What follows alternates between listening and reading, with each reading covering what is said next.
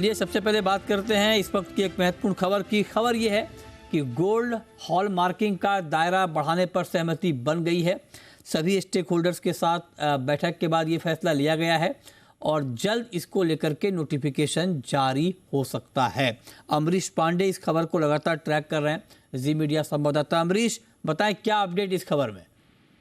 Mrityunjay, update ये है कि आज दोपहर में ये बैठक जिसमें उपभोक्ता मामले के सचिव थे, साथ साथ सीसीपीए था, इसके अलावा बीआईएस और एनटीएच के लोग थे और तमाम स्टेक होल्डर्स यानी इंडस्ट्री बॉडी और एसोसिएशन ये सभी शामिल थे।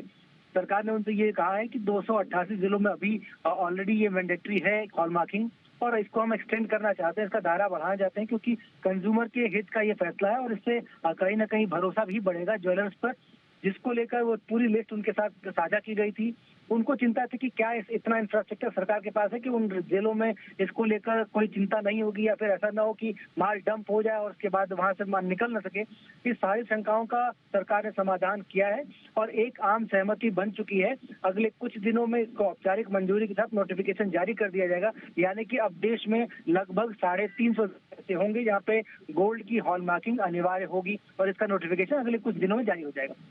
ओके, तो अगले कुछ दिनों में नोटिफिकेशन जारी होगा। और जो बात अमरीश बता रहे हैं कि आज इसको लेकर मीटिंग थी जो संबंधित पक्ष हैं उनके साथ में, और मीटिंग के बाद ये सहमति बनी है कि 56 और ज़िलों को जोड़ा जाए हॉलमार्किंग की लिस्ट में। अभी 288 ज़िलों में हॉलमार्किंग मैंडेटरी है, इसमें 56 और ज़िले जुड़ जाएंगे जहां पर आपको सिर्फ और सिर्फ हॉलमार्क गोल्ड ही मिलेगा। तो ये महत्वपूर्ण अपडेट है हॉलमार्किंग को लेकर के।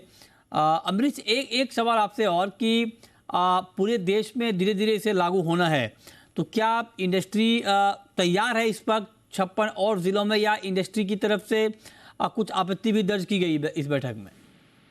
इंडस्ट्री की तरफ से बस एक ही बात पूछने को थी कि अगर ऐसा ना हो कि वहाँ पे इंफ्रास्ट्रक्चर ना हो और हम इसको मैंडेटरी कर दें, जिससे कि वहाँ के ज्वेलर्स को परेशानी होगी, उनके पास जो माल पड़ा हुआ है बिना हॉल मार्किंग का, उस माल का क्या होगा, क्या उसके लिए कोई अतिरिक्त समय दिया जाएगा।